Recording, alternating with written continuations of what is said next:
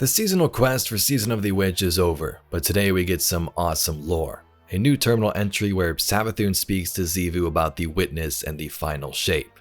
Questions if her love for war is really worth it in the end when the witness is gonna destroy everything. And in the new lore card, Saint 14 travels to the throne world to confront Savathun, who's newly rezzed. He kills her over and over to prove his point. Let's get right into it.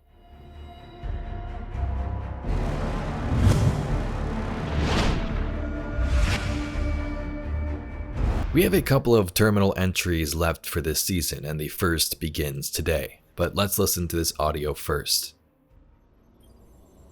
Oh, sister, look at how far we've come.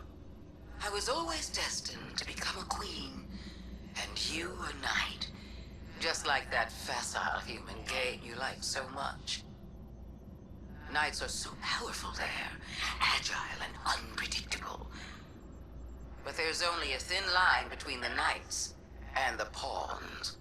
Do you know which side you're on? Ah, now the witness. There's a king with vision. It has an end in mind, and it knows what that means. Your game has always been the attack and trade, the thrill of victory and the agony of retreat. When the means is violence, you are happy to no end. But this game isn't fought to the last knight standing, or even the queen. It ends when the king has no moves left. Not endless fighting, but the end of fighting. Listen to me go on. You've got other problems wherever you are. You've been locked out of your own castle. Mortal for the first time in millennia. As someone recently back from the dead, I sympathize. But before you move to retaliate, just check. What will it mean to be a knight after the game has ended? So Savathun sends a message out to her sister and speaks of this chessboard. Xivu's knights are powerful, but there's a thin line between them and pawns. Savathun questions Xivu. Maybe she's the pawn of this king, the king being the witness. Xivu's game has always been war and victory. She thrives on death and hates losing. But Savathun tells her that under the witness, Xivu is merely this pawn. The game isn't even in her control. It's the witness's game, and the game ends with the final shape when there are no moves left. The witness has used its disciples like Callus for its own goals and will do the same with her sister. There will be no need for her a knight when the game concludes. I really like how Savathun addressed this with the whole chessboard. She's spoken to us kind of like this even at the end of the Witch Queen campaign. But the witness is coming. The game is yours to play now. Yours to win or lose.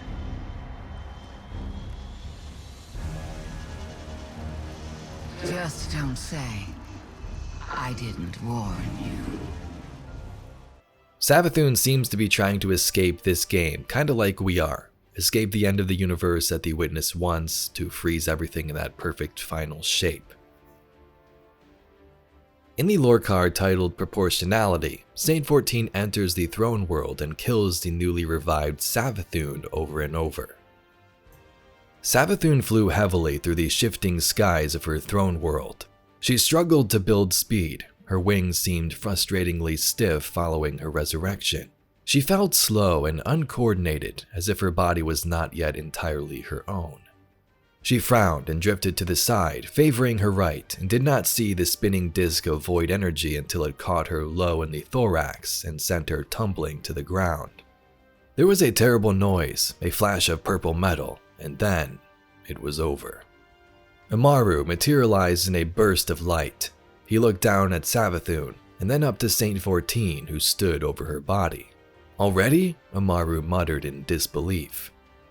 Saint's face was hidden beneath his helmet. The lavender ribbons on his armor swayed and trailed with each heavy breath. It took him a moment to acknowledge the ghost. I heard you were in Vanguard custody. Saint said. I'm not a prisoner, Amaru sniffed. More like an insurance policy. Anyway, I could sense something happened and Eris let me come down and check it out.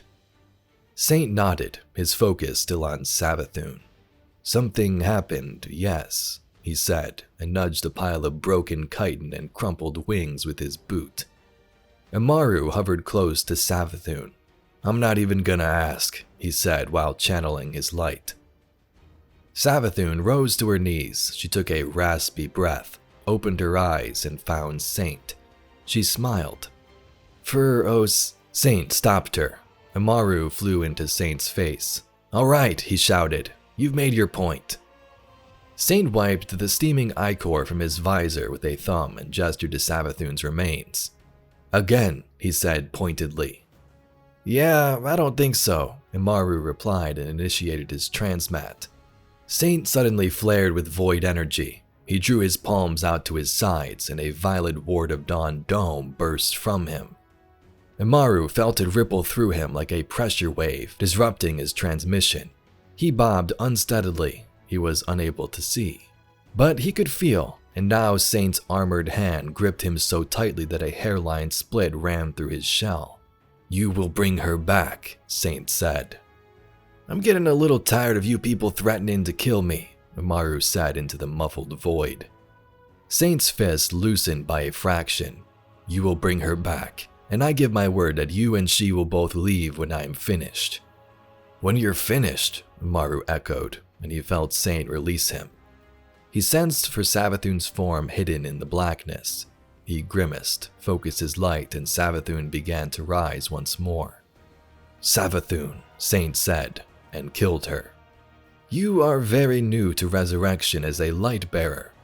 In the beginning, there is a weakness when you first come back, like waking from a deep sleep, from a coma. This is why I can best you. You are still unsteady. You are Hive, and you know suffering. You come from death. It is nothing to you. But I think maybe you do now know how it feels to be helpless. I will teach you. After a long time, Saint was finished. The dome vanished, exposing the Exo, the Ghost, and the God to the murky throne world sky. Saint slowly keyed in his transport request and removed his helmet. As he transmattered out, he looked once more at Savathun. This was not for Osiris, he said, his voice hoarse and ragged. This was for me. When Saint returned home, Osiris met him at the door. You were gone for a while. That must have been quite the patrol, he said. Are you hungry? And Saint 14, the greatest Titan who ever lived, fell into his open arms and wept.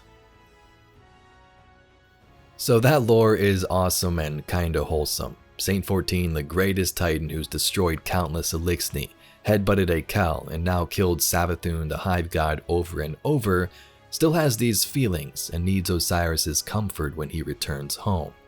Saint, of course, had to deal with this madness back in Season of the Lost, when he learned that Osiris was taken over by Savathun. I'll hold you to it.